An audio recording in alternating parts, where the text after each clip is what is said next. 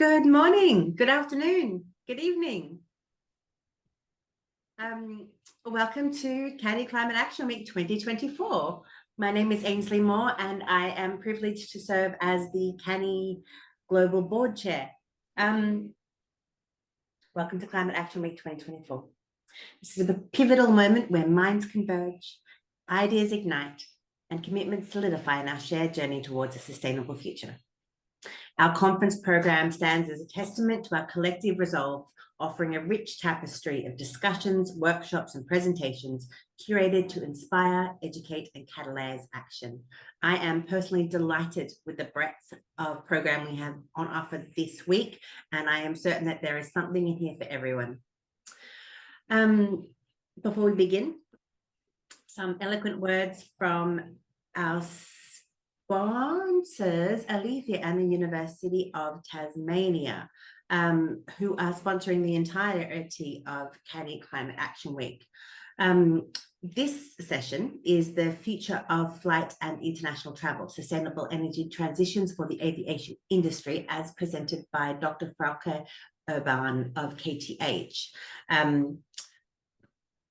We'll begin with some introductions to CANI, some background on Climate Action Week, an introduction from our sponsors, but before we proceed to Frauke's recorded presentation, which she gave at approximately 3 a.m. this morning, Australian time, we'll run through the Q&A session.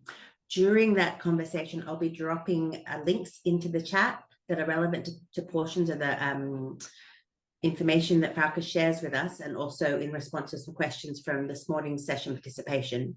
Please feel free to drop any comments, questions, thoughts into the chat as we go. Feel free to introduce yourselves and where you're coming from. I find that the Climate Action Week sessions are all the more valuable if we are networking together. It is that N in CANI, the Climate Action Network for International Educators. So please feel free to engage with the conference content and with each other. A little bit about CANI. Looking at the names of the people who have joined us today, I know that lots of you are actually CANI members, so you don't need this background, but CANI was founded in 2019 by Petulia Nakula and Elsa Lamont, who is here with us today, and Petulia was here in our first session as well, so I'm feeling very privileged to have both of our founders on board. I also note, looking through the participants, that we have a number of founding board members here, so we are well served by the conversation that will occur today. CANI is an entirely volunteer-run organisation. It is a grassroots initiative that seeks to inspire, educate, and create action at the intersection of climate action and international education. Our mission is to mobilize the full power of our community to address change. When I've been thinking about conversations with people across international education over the last 6 months, what I'm finding is that it is rarer and rarer for me to have to introduce CANI. CANI has started to permeate the general consciousness of the international education sector, and more often than not, people ask me about CANI before I even get the chance to introduce the organisation. I suspect that a lot of this comes down to I was going to say notoriety, but that has a layer of edginess that I wasn't quite aiming for, but the prizes and awards that CANI has been winning over the last couple of years have brought attention to the work that we've been doing. And we're also seeing that attention grow in the expansion of the membership, as we have reached over 750 practitioners in international education from institutions across the globe, over 80 countries. We've had over 65 CANI Accord signatories, again from countries around the world, and the momentum of organizations signing up to become CANI Accord signatories is growing, such that we, I think there's competition every Monday to see which organization gets to be featured in the Monday spotlight for a new CANI Accord signatories. So this is my call to you. If you're not yet a CANI member, please join CANI. You can click on this link, and I'll pop the link in the chat as well, so you can jump onto it to join CANI. You have the opportunity to engage with the network through events like this, but also through various chapters of members around the world. We have chapters now in the Americas, Oceania, and Europe, as well as being served by an academic advisory board who have members from around the world. When we talk about the work of CANI, we talk about it from the context of volunteer-led action. Volunteer-led action in a space that is not-for-profit and unfunded. That means that when we seek to run events like Climate Action Week, we do it with the service of volunteers and we do it with the support of sponsors. And we are proud to acknowledge the two key sponsors for Climate Action Week 2024, the University of Tasmania and Alethea Global. I hope you've had a wee moment to hear about why the University of Tasmania has chosen to sponsor Climate Action Week 2024, but they can also hear from them in their own words.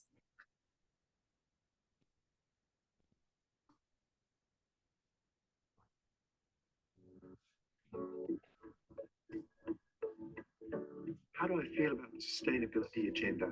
Passionate but impatient. As fast as we go, we've always got to be going faster.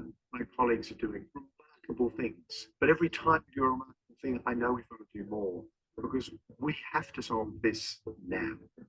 The University of Tasmania has a very clear, holistic sustainability agenda. We have embedded it into our overall strategic plan for the university. It has its own framework for sustainability that encompasses 4 main areas of activity that are to be taken into all of our decision-making and activities. The projects we choose always deliver additional environmental and social co-benefits, for example, biodiversity protection or the creation of jobs for local communities. Thank you. We're privileged to have 2 sponsors for this Climate Action Week, and I acknowledge Alethea Global. We are fortunate to have CJ in the room with us today too. Alethea Global is a worker cooperative and sustainability training consultancy built by members with relevant international education experience and knowledge to support the required transformation for a more equitable, climate conscious and sustainable sector. We asked CJ for her thoughts on why Alethea is sponsoring this year's Climate Action Conference, and she provided this insightful commentary. As a worker cooperative, Alethea is quite literally beholden only to its members and its community. For us, that community is international education practitioners around the world, the people who, like all Alethea members, believe in the transformational opportunity of an international education experience. CANI plays a critical role in advancing the awareness of climate action in the international education community and fostering connections between leaders in our sector who know we can and must take action now. We are so proud to support CANI Climate Action Week and the opportunity it provides for all of us to take these important first steps or next steps towards a more climate conscious and equitable sector. Thank you. We are grateful for the support of the University of Tasmania and Alethea Global in supporting us to run Climate Action Week 2024. CANI is seeking additional sponsorship, membership donations, contributions from those interested in supporting the work of CANI. Please feel free to reach out to me if you want to have a specific conversation about how we might be able to partner, or please feel free to click on the link to find out how you can make a voluntary contribution or contribute your time, expertise, funds to the work of CANI.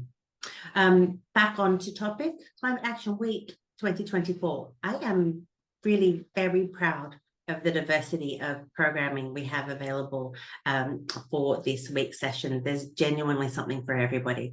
We've got student voice sessions, we've got a session on climate anxiety and how you respond compassionately to the desire for behavioural change. There's a session on the tools you can use to help drive change within your own organisation.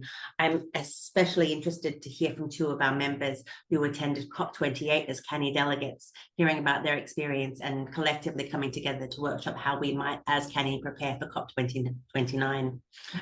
Again, there's opportunities for networking at 3 regional meetings held next Thursday, and for those of you who are up early already, you've had 2 chances to meet with the Academic Advisory Board today already.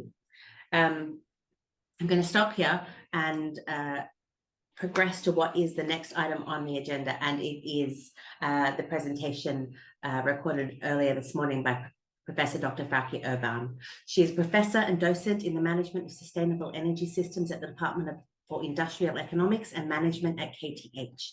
Frauke works on decarbonization, low carbon energy transitions, innovation in renewable energy, wind energy, solar energy, and hydropower, energy and climate policy, green economy, and sustainable development. She has about 20 years of experience in research, teaching, outreach, and policy advice. Her most recent research is in the field of decarbonization of transport and industry. I thank you for your attention, and I invite you to listen in to Professor Urban and her keynote on the future of flight and international travel, sustainable energy transitions for the aviation industry. Now, I'm going to warn you, there's a period where it's a little bit glitchy with the sound, but it gets better fast. So stick with it. The content is innovating and interesting. I look forward to following along with you as we listen to Dr. Urban. Thank you.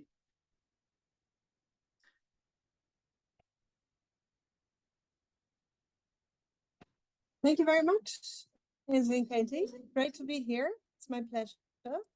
Can you open the sharing option for me? I will share my screen. Okay, there we go. I hope you can all see. So great to be here. I will be speaking about the future of flight and international travel, about sustainable energy transitions for the aviation industry. So first of all, it's been the dream of humans to be flying. And ever since about 120 years ago, when the Wright brothers invented the first airplane and were flying for a few seconds, it was basically the dream to be able to, for everyone to be able to fly. And today we have a huge infrastructure related to flying and the aviation industry. We have airports, for example, this airport here in Singapore, which is very fancy. Then also a hub in Frankfurt for Lufthansa and other airlines. We've all been there. It's been flying into the holiday, somewhere to a beach or to some other kind of holiday. And also the business travel, of course. The world is interconnected. It's important for business travel and also for international education to be able to fly from one way to another. And we are also probably all familiar with the queues at the airport and all the social behavior that is linked to traveling. And first, I will be giving an overview of the climate impact of aviation. And afterwards, I will be speaking about some of the technical opportunities for reducing the climate impact of aviation and flying. And afterwards, I will be discussing policy and in the end, also behavioral changes. So this is how the world is connected today. These are all the flight routes. And as you can see, the world is really interconnected by being able to fly, and particularly in the big centers, in Europe, in North America, in Asia, where most of the people are traveling from one place to another, for holidays, for jobs, for studying, for meetings, and for visiting their families, for example. Then you can see here the increase in the world passenger traffic. This is from 1945 to 2022. Of course, we have the COVID pandemic, where there was a significant reduction in flying happening. But as of the end of last year, actually, the traveling volumes are more or less back to normal. They're about 95% or so. And it's nearly 5 million people, 4.5 million people who are traveling annually. We can really see this huge increase, both in total passengers, domestic passengers, and international passengers over time. There were a few bumps up and down, for example, the financial crises and so on, but we've still seen a significant increase in world passenger numbers over the years. And today it's about 10 million people who are directly employed also by the aviation industry, which is creating an economic benefit of more than $700 billion. And aviation accounts for about 5% of global greenhouse gas emissions and about 2.5 to 3% of the CO2 emissions. In terms of emissions, we've also seen a historic doubling of emissions from the 1990s to today. And then the ICAO, the International Civil Aviation Organization at the UN level, is projecting that there will be a tripling of emissions from aviation between 2015 and 2050. And this is recent estimates that we're taking into account in the climate. When we look at the climate impact of air travel, a lot is of course about CO2 emissions as a major greenhouse gas, but we have other impacts as well, such as nitrous gases, water vapor, soot, sulfates, and particles, and also high altitude, and something that's called contrails as well. So it's highly complex, but we see a direct link to CO2 and other non-CO2 greenhouse gas emissions. Then around 2018, there was about 900 million tons of CO2 that were emitted by the aviation industry, mainly by passenger flights, 8%, and the rest is all emissions. We also see that this is mainly international passengers, so passengers traveling to different continents, for example, from Europe to the US, Asia, to Australia, to America, and vice versa. In terms of the spread of the distances, it's really the third to short haul, the third to medium haul. And of course, if we look into the income strategies here, we see that this is mainly due to the high income countries as well. I think there's a hand raised up. Oh, all right, then I'll just continue. If we look into the per capita emissions from aviation, we can see that this is very much linked to income levels as well. So per capita CO2 emissions from domestic aviation, we see that they're especially high in North America, for example, in Australia also, and then in some other high-end medium income levels. And of course, that is linked to the geographic conditions as well. So when you're living in Australia, for example, if you want to travel abroad, you have to take the plane. There is no other way. And if we're looking into international aviation, we also see that the high income countries are actually prevailing here. So it's questions about energy justice and climate justice as well. Who's contributing to this and who is bearing the brunt of the impacts? Then looking into historical and future projected CO2 emissions from aviation, we can see a clear impact in terms of projections of how the CO2 projections are going to increase from now until 2050. And we can also see the historic contributions. And these different lines here are different scenarios, basically, that have been made of how to achieve net zero emissions by 2000. Because that is the aim of the UN ICAO organization. Then what can we do to reduce the climate impact of aviation?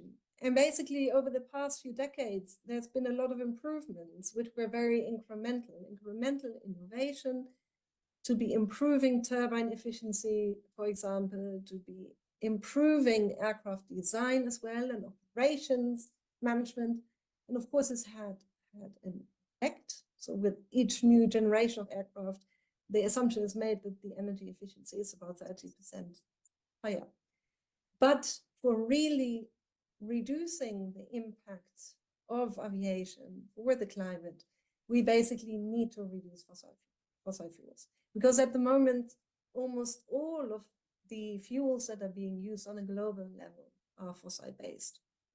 So what needs to happen is really to have new fuels, which are low emission fuels, and new technologies in place to replace the fossil fuels. And the options are so-called sustainable aviation fuels, green hydrogen, and electric aircraft. And I will be discussing that in more detail. Then we also need policies to decarbonize the aviation industry at the international level, at the national level, and also at the regional level. And what we need is not only the hardware, like fuels and technologies and the policies, but we also need new business models and new behaviors, which is really important. And I'm going to be talking about the behavioral issues and the policy a little bit later. So let's start with some of the technological options available now, and also looking into the future of what might technically become available. So at the moment, I'm leading a project funded by the Swedish Energy Agency at KTH, together with Linköping University. where we're looking into how sustainable energy transformations in the Swedish aviation industry can be accelerated, with a focus on the sustainable aviation fuels, the hydrogen and the electric aircraft. And we're not only looking at the technical component, but we're actually examining the socio-technical transitions and the sustainability perspectives as well. So we have one PhD student who's working on life cycle analysis of different fuels, for example, and another 2 PhD students focusing on economic and socio-technical transitions and policy and political perspectives. And that's something that needs to be happening as well alongside the technological development for really making a change in this sector. Then let's have a look at the different technical options. So this is an overview of different pathways of how to create different fuels that can replace fossil fuels. And there are basically 4 options. So the sustainable aviation fuels are being grouped into the advanced biofuels. So this could be waste products from other sectors, such as used cooking oils, for example, from restaurants, and from the food industry, or it could be from the food processing, from slaughter waste, for example, that can be turned into advanced biofuels. And then something else called electrofuels, which are basically synthetic fuels, which are being created by a waste stream of CO2 and clean electricity. Then we have electric propulsion, which is possible as well, and green hydrogen. And with hydrogen, it is really important that the electricity that is creating the hydrogen is coming from renewables or other low carbon sources like nuclear. Because otherwise you would have fossil fuels that would be producing the hydrogen, which wouldn't be helping our problem of reducing the emissions and the fossil fuels. So some of the technical options that are available here is, for example, the advanced biofuels. And this is already a so-called drop-in fuel, a fuel that can be used today for replacing fossil fuels, conventional jet fuel. And this is available at airports, at some airports already today. Then we also see initiatives, for example, at Airbus, one of the world's major aircraft developers. They are hoping to develop hydrogen-based aircrafts by 2035 at 3 different distances: for short haul, for medium haul, and for long haul. So these are supposed to be large, commercially operating aircrafts, particularly fueled on liquid hydrogen. And then we also have the electric aircraft developers. So in Sweden, for example, we have Heart Aerospace, who's planning to launch commercially by 2028 an electric aircraft with place for 30 passengers. And we need a whole systems transformation. So we have the different fuels and different technologies for reducing the climate impact. And it involves the airlines who have to be on board, of course, the aircraft manufacturers, the airports, the fuel producers, also the regulators and the financiers. And there needs to be the regulation at the various levels, at the international, the regional, and the national level. And what is also important is that there is a demand and that markets are being created by customers who want to travel more sustainable, for example, by buying the tickets for sustainable aviation fuels.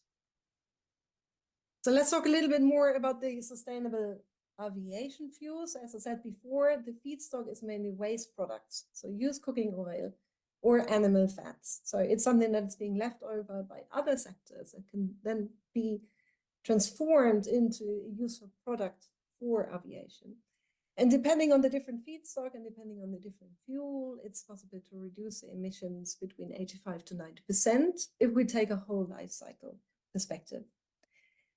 And it's a fuel that can be used today already. It can be used with the current infrastructure, so no changes at airports or of engines at the aircrafts are needed at the moment. And without any changes, it's today possible to blend up to 50% with the current aircraft engines. Technically, it would also be possible to fly on 100% of SAF. For example, there's been flights by the Swedish airline called Braathens Regional Airlines and also by Virgin Atlantic. For example, they were retrofitting an existing aircraft for making this possible. What we see a lot is that there's an upscaling of the SAF production facilities in the EU, in the Nordics, in Central Europe as well, but also in Singapore and in the USA. And some of this is being led by a company called Neste, specializing in advanced biofuels. So we really see a huge increase in production capacity there. And this is how it looks if you go into the airline. And I've taken this example flying in May from Stockholm Arlanda in Sweden to Oslo in Norway. This is about an hour of flight time. And it's already possible for me to choose to take the smart bio. So if I was going to have 50% of my jet fuel by bio-based jet fuel, it would cost about 15 pounds. This is British pounds more. So it's not unaffordable, but it's about 15 pounds more an hour, basically. If I'm flying return, then it costs me 30 pounds more. Of course, that is an economic issue if I'm flying with the whole family and then flying to Australia, so it would stretch my budget to the limit very much. But at least for short haul, this is possible, and the economic impact is relatively overseeable. So then there's a great website which you might want to check out. It's ICAO. They have something called the SAF tracking tool, where they track the different airports where SAF is already available. They track how much is being produced. And it's about 120 airports today already, which are offering SAF at the airports. There's about 39 policies globally which are supporting the development of SAF. And it's about over 50 billion liters of SAF which are being produced and which already have uptake agreements as well. So the airlines who are having an offtake agreement with the producers. And then we also see that there's a lot of more conversion processes which are ongoing for having different fuels available. And moving forward into electric aircraft. So this is a little bit into the future. At the moment, we have electric aircrafts which are very small, like the Pipistrel here. This is a Czech company who's developing electric aircrafts which are two-seaters. It's being used in the north of Sweden, for example, for flight schools. They're training pilots because the future is most likely going to be based, at least at the regional, at the short-haul level, on electric aircraft as well. So they're training pilots how to fly electric aircraft at the small scale level. And then, as I mentioned before, we have a company called Hard Aerospace in Sweden, which is developing the electric aircraft for small regional flights, about 400 kilometers, for example, up to 30 passenger seats. And there's already been orders made by Air Canada, by Air New Zealand, by BRA Airlines, by the aircraft lessor Rockton, by SAS, the Scandinavian Airlines, and in the US also by United Airlines. So we really see that there's a global interest in purchasing these aircrafts, but it's going to take a few more years to be commercially operating them. And this one is hybrid electric as well. So it's going to be using SAF for startup and landing, and then electric for the remaining flight. Then we see other initiatives, for example, Aviation. This is in Israel. They also have an electric aircraft that has recently been conducting a test flight. And you also have different drones and different urban air mobility systems, like the Volocopter, for example. It's basically a helicopter that is electric, that can be flying from one place to another. I heard that it's going to be used at the next Olympics, actually, for passenger transport. So it's all very excited what is happening. So far, very small scale, but in the future, it's likely that this is going to be upscaled.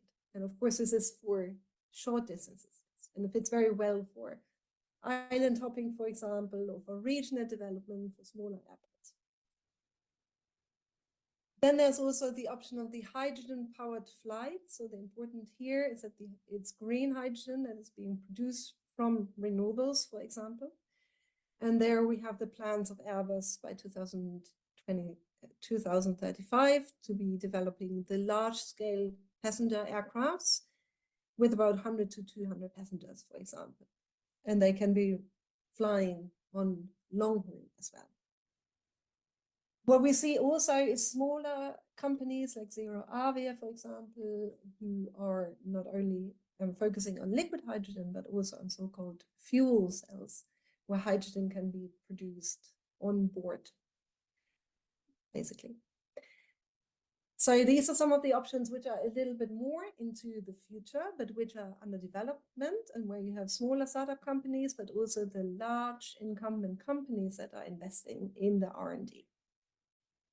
And again, very useful resource from ICAO, who's showing how many projects are being developed in green hydrogen and in electric aircrafts as well, and also the share of the projects. So we see, for example, that a lot is on electric aviation, but also on hydrogen.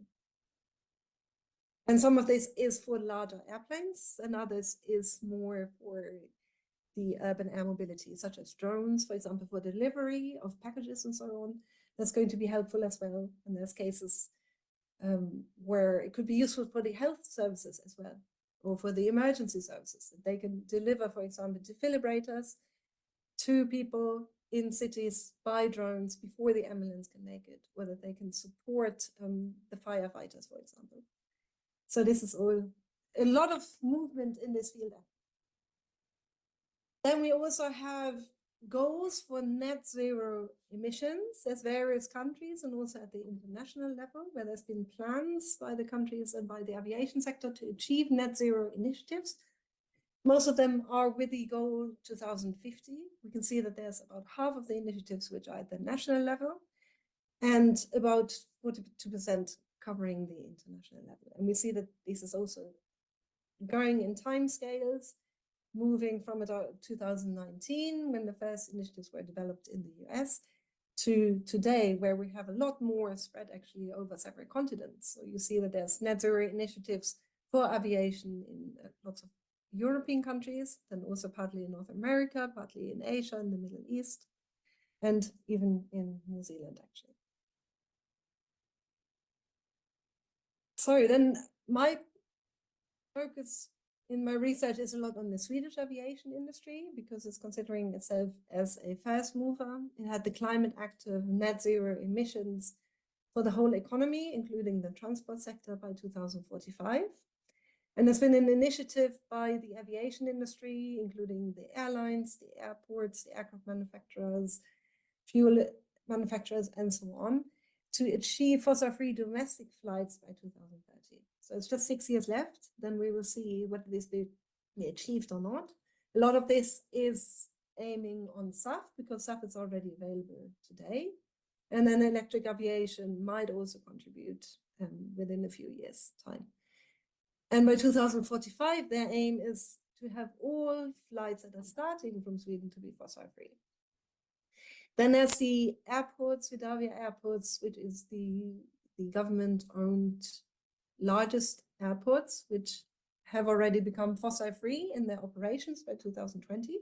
So it's the ground operations, it's biofuels, it's electrification of services and of ground operations, vehicles, and so on.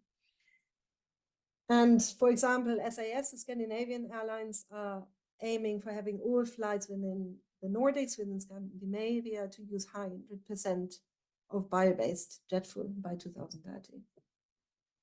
Then let's have a look at what's happening at the policy side. So with the ICAO, we have 193 countries that are a part of it at the moment. And they have jointly agreed to have a target for net zero emissions by 2050.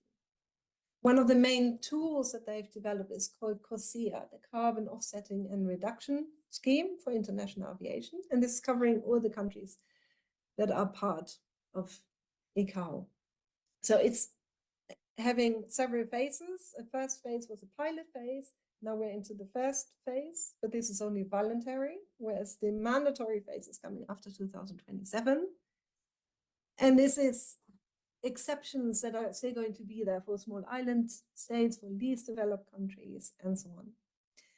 And the aim is really to offset 2.5 billion tons of CO2 until 2035. Then in Europe, we also have the European Emissions Trading Scheme, the EU ETS. And aviation has been a part of it for about 10, 12 years. It's a cap and trade carbon market where there's a limit being set. And if the airlines go above that limit, they have to purchase emission reduction obligations. So it's been good times, probably about a year ago or so, when the price for CO2 has been very high. It's been about like 80 to 100 euros, whereas now at the moment it's around 60 euros. This is what 1 ton of CO2 costs. And with the EU ETS, you also have a goal to decrease the emissions annually by about 2%. So there's supposed to be improvement for all the airlines to be happening. And it's about 38 million tons yearly of emission allowances for the aviation industry. So if we compare this, CORSIA versus the EU ETS, we see that CORSIA, of course, is a global tool. It includes all the countries, which is very much following the logic of the UNFCCC, for example, or other global agreements. But it's also an aim that is only linked to offsetting rather than emission reductions, and it doesn't set any upper limit to the growth of the industry. Whereas with the EU ETS, there's actually a limit to how much the airlines are allowed to emit, and after that they have to purchase the emission reduction certificates. And you have the annual reductions from this year, from 2 years on, 3 years onward actually. So if we're looking into other options, other policy options, there's of course the option of carbon offsetting, and actually for Keynote you have a really good guide, very nice guide actually, for different carbon offsetting schemes for aviation. So that's useful to have a look at. And we see an increase in the initiatives for voluntary offsetting of emissions. You can do this yourself when you're traveling, or it could be done by companies, for example, when they're traveling. And the recent survey shows that it's about a third of flight passengers who would be willing to pay a charge for the offsetting of their flight emissions. And there's various options. So either it's an offsetting by investing in forests, for example, or it could be anything to investing into renewables or into direct air capture. So it really depends, and it's really worth looking into what exactly is being offset and how they can verify also where the offsetting is happening and how much is really being uptaken by the atmosphere then. Problematic is that it doesn't really avoid any emissions. Emissions are still there, but it's the offsetting mechanism. And then it's also sometimes difficult to really verify the emission reductions and what are good initiatives and what are maybe more conflicting offsetting programs. So it might be more straightforward to actually invest in SAF if you can buy your flight in SAF and you know that it's coming from biofuels, for example, who were produced from waste cooking oil, for example. So other policy options that are there are, for example, an aviation tax. So that's something that's very famous in Sweden and in the Nordics, taxing, whereas other countries are much more leaning towards the blending mandates. So having blending mandates in the US, for example, or in parts of Asia, that is more the expected policy route there. With a tax, the prices basically pass on to the consumers. So it's the consumers who are paying for the aviation tax, for a carbon tax. And it depends on the distance, and it depends on where you're traveling, if you're traveling more long haul or short haul. Then we have an interesting approach in France as well. I'm sure many of you have heard about this, that there's bans on short haul flights for, I'm correct, maybe within 2.5 to 3 hours. If you can reach your destination by train, then you're forbidden to take a flight. So that is certainly a very effective way of reducing demand for short haul flights as well, but it's not working in other countries that have very long distances, for example.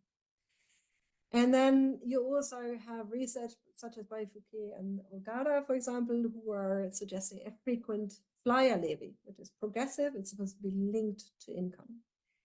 And you see here from their paper, the kilometers that are traveled per person per year.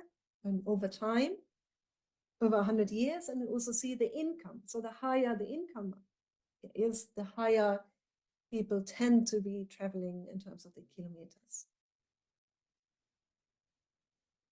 Then, of course, I have a question about this. This is becoming very much an energy justice and the climate justice question. It's raising ethical questions.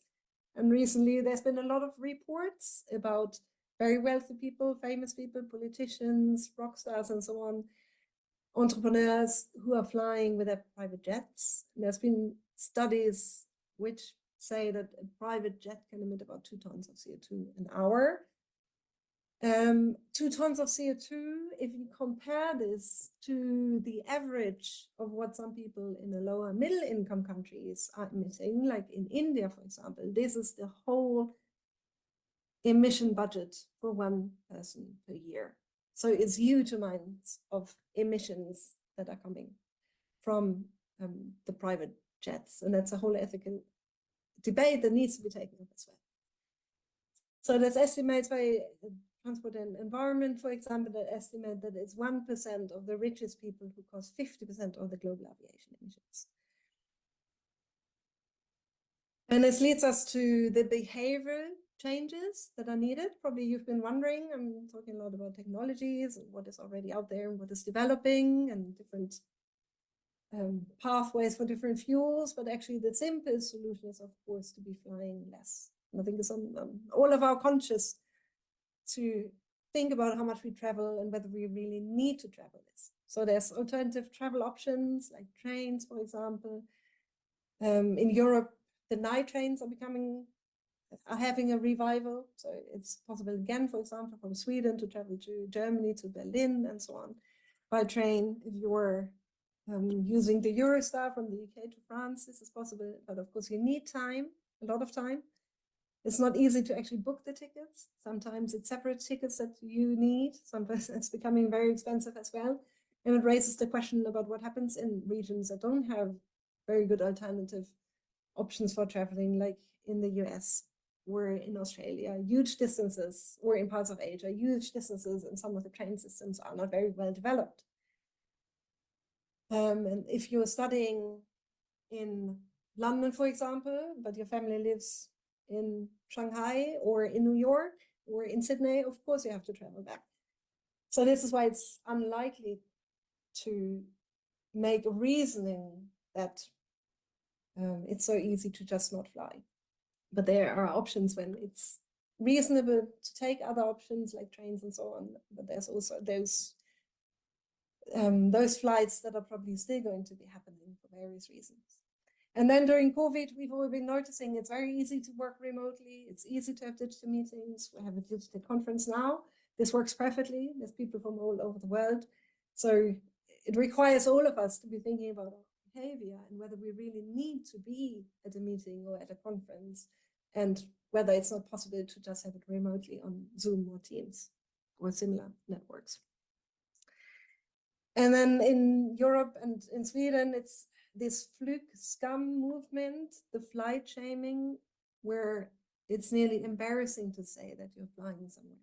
So it's playing on people's conscience, of course, and especially younger people have become much more aware of whether they're flying, whether they need to be flying, or if they can travel by train or be meeting digitally, for example. So that's an important step into reducing our personal climate impact as well. So then we can sum up this presentation then, and then we have time for questions. So first of all, flying is going to be continuously important in the future for connecting people. For example, if we're thinking about international education, if we think about international students, and also for business traveling and so on, and for the transportation of goods, of course. But we can all oversee how much we are traveling by flight, and also whether we can either offset some of the emissions or use SAF, for example, where it's possible.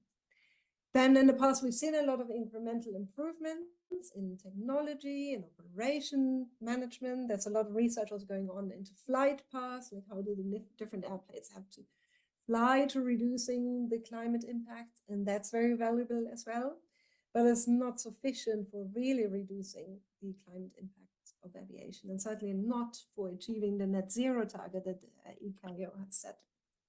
So for reducing the climate impact of aviation significantly, we really need no new low emissions fuels, such as the SAF, the sustainable aviation fuels. So that can either be advanced biofuels, like the waste products from the cooking and the food processing industry, or it can be the electrofuels, the synthetic fuels that are being produced with renewable energy. It can also be green hydrogen, but that's going to take another 10 years at least before it's going to be possible.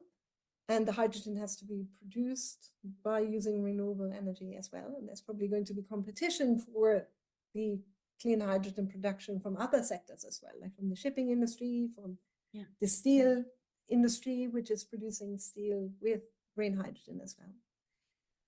And electric propulsion. So there again, for shorter routes, 400 kilometers, for example, for small island locations or for rural destinations where it's small airplanes that are flying, that is probably going to be something that is going to be happening within the next 5 years or so. Then already today, we have the advanced biofuels, which are available today as drop-in fuels. So for many of the airports in Europe, for example, we can choose the SAF as a drop-in fuel. It has economic implications. It's a little bit more expensive, but if you're flying for an hour, it's probably within the budget if you can purchase a flight ticket. But it raises ethical questions in terms of willingness to pay as well. And then we need the behavioral changes. So it's all good with technologies and new fuels and what's happening in the future. But if we're thinking about what we can do now, then it's really rethinking our flying behavior, whether we need to fly, whether there's other ways of connecting with people digitally, or if we can use alternative measures such as traveling by train, for example. And finally, there's this fundamental question about addressing the environmental injustices also related to flying. For example, the large impact that the frequent flyers have and that the super rich have on the climate. And probably taking initiatives such as the frequent flyer levy out of the academic sphere and implementing that in policy and in the real world as well. So, and therewith, I'm concluding. So thank you very much for listening. If you have questions or comments, you can either raise them now or contact me later. And my email address is fraukeu@kth.se. So thanks very much for having me. Thank you, Frauke. That was tremendously interesting. I enjoyed following along the slides. It raised questions for me as I was listening and inspired some hope. Thinking from a purely selfish position, sitting here in Australia, rather a long way from Stockholm, how long do you think until I can get myself a green flight? And more to the point, how long until my more impoverished students could do so? Yeah, well, the production of SAF is already available today. I'm not entirely sure about how the production facilities are looking like in Australia, but I know at least that there's a lot that's already happening in Singapore and in other Asian countries, for example.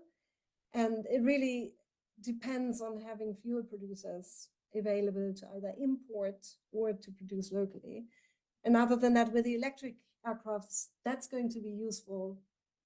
For example, with Air New Zealand having made an agreement with Hart Aerospace, they're going to be using the aircraft from 2028, basically. So hopefully that's going to come to Australia then also soon. But for countries that are so big that need much larger distances, it's of course going to be more into the future rather than today that this is going to be available. But hopefully with the SAF, there's some airports also that are going to be on it for Australia.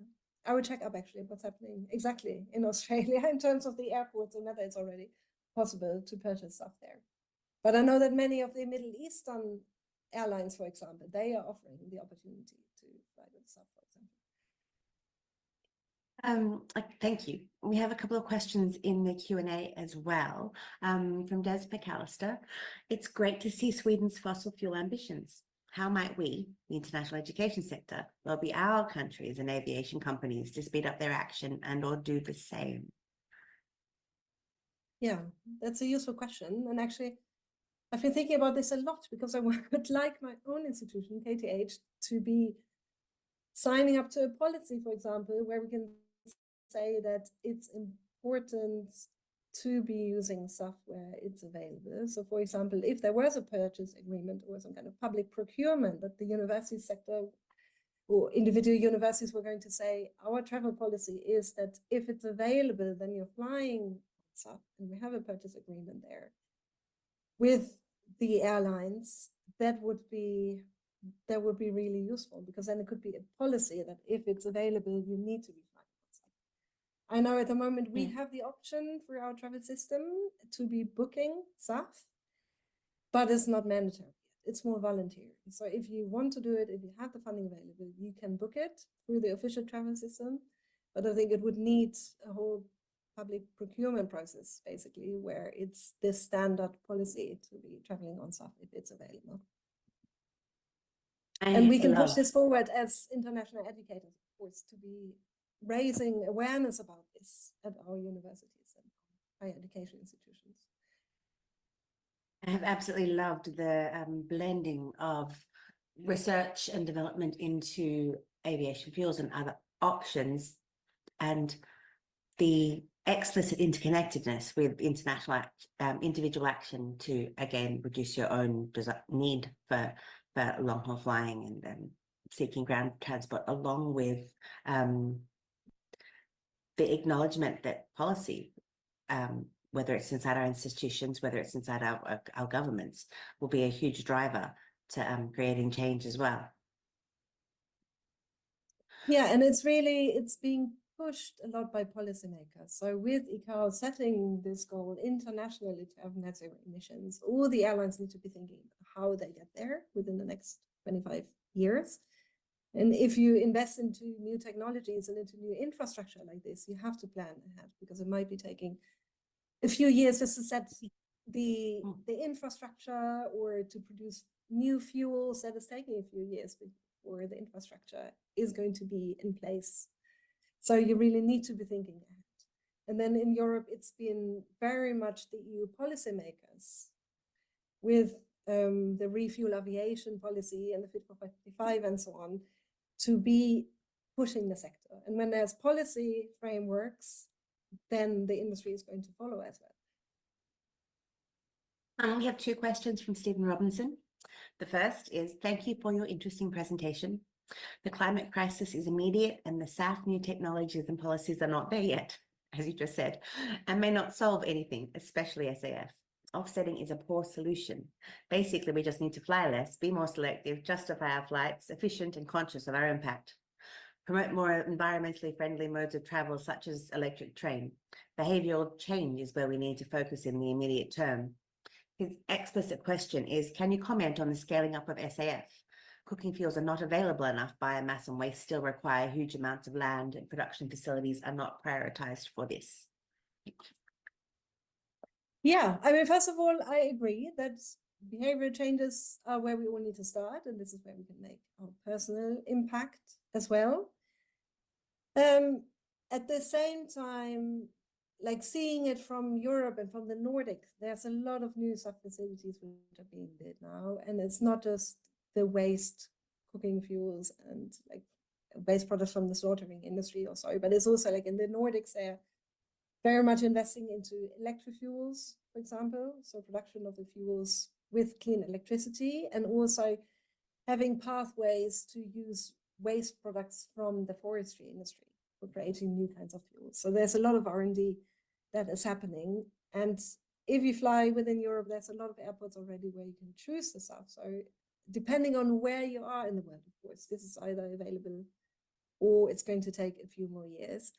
But I think check out your airline and see if it's an option. And then if it's available, then I would definitely recommend to be buying this stuff. And other than that, of course, yeah, behavior changes, reducing flying, using other options, and offsetting is available as well while we wait for the upscaling of technology. So it's no quick fix. It's not like everything is happening magically overnight, but it's a transition that is ongoing, that is taking time, but we really see huge upscaling of the production of cleaner fuels and new aircrafts, electric aircraft, for example, being developed. So this is all in the making, and hopefully in a few years' time, I might be reporting back and saying, this is, you have the option now to fly electric. I confess I am waiting desperately for that magic bullet, but whilst appreciating that behavior change is in my hands right now. Exactly. We have a question from So Laura there is no Fay. magic bullet at the moment, but it's a mix. I mean, also in terms of policy, you need all. You need the blending mandates to be scaling up the capacity there. You need the aviation taxes to make it more expensive and unattractive to fly when you can have cheaper, more alternative, cleaner travel options. And then you need the mandatory requirements to reduce emissions as well, which is going to speed up the changes in the aviation industry. Laura has a specific question with respect to SAF. Could you comment on the different definitions of SAF? It seems like Europe's definition might be relatively robust and actually sustainable, but other countries have different regulations and some seem morally dubious. For example, using palm oil for SAF isn't really ethical, especially when there is increased deforestation as a result. Yeah, I think that's very important to keep that in mind as well. At the moment, the stuff that's being used is really the so-called HEFA fuels. That's kind of fatty acids, that's the cooking fuels, that's like waste products from slaughtering and so on. But of course, if we go down the route of using palm oil, that is not the solution. And of course, having cleaner fuels, biofuels should never contribute to deforestation anywhere. So it should always be the waste products that are there and that are unused at the moment.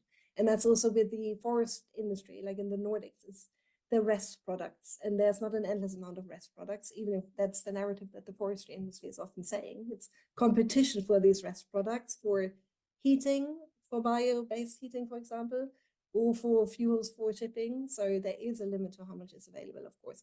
And that's why it's so important to have the other fuels in place as well, like the green hydrogen and the electric aircrafts, and also finding different ways of producing fuels. So for example, there's research on algae, like algae as a sustainable aviation fuel that doesn't lead to deforestation, that has very little impact and is taking up CO2 as well. So it's really the research and development that is needed on all of these fronts. We need all of these clean technologies, and we need to be careful that the definition of the advanced biofuels is then really just on rest products and not leading to deforestation or any other land degradation issues.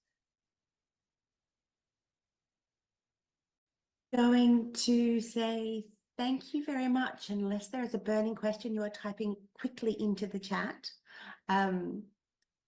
I will encourage you to think about it and return for the second session that will be run in a handful of hours.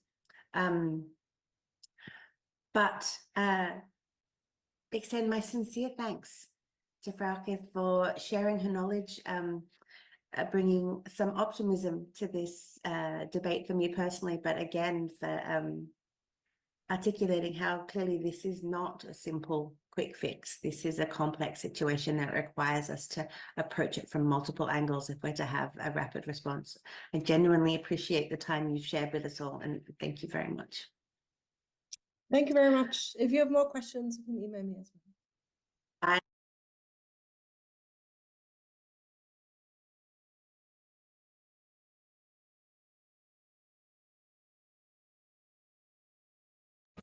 Thank you. Thank you for sticking around. I hope that you found that as interesting as I did. if you have follow-up questions for Frauke, she has already responded to mine. She's that super efficient. We are officially over the hour we allocated to this conversation, but I'm loath to walk away if you want to talk amongst yourselves, or if this conversation has triggered questions that we might be able to answer for each other. If there's anything anybody would like to add before I close it down, please raise your hand or drop it in the chat. But otherwise, thank you.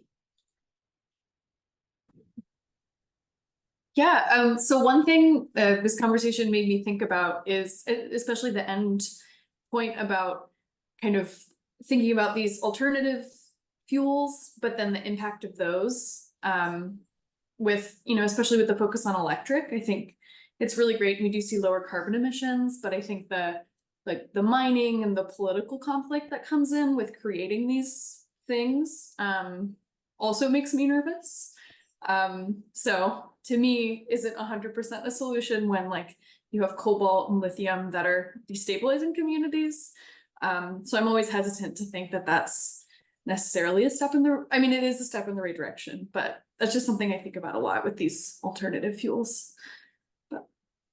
I hear you, Emma. I feel like it's a bit a parallel conversation about offsetting. It feels like a nice solution, but actually it triggers yet more questions in what is a legitimate offset and what might be creating more challenges to the communities where that offsetting, those projects are being implemented.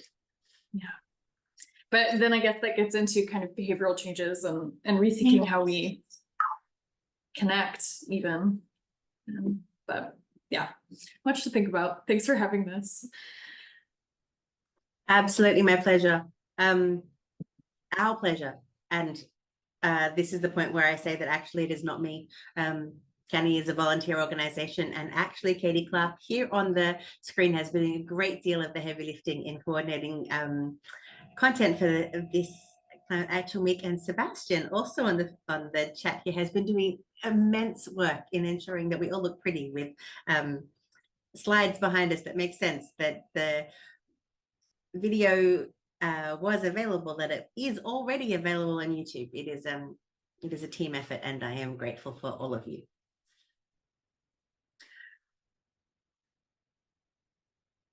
And I'm running away. It's so great to see you. Bye. Have a good rest. Bye-bye. Bye-bye.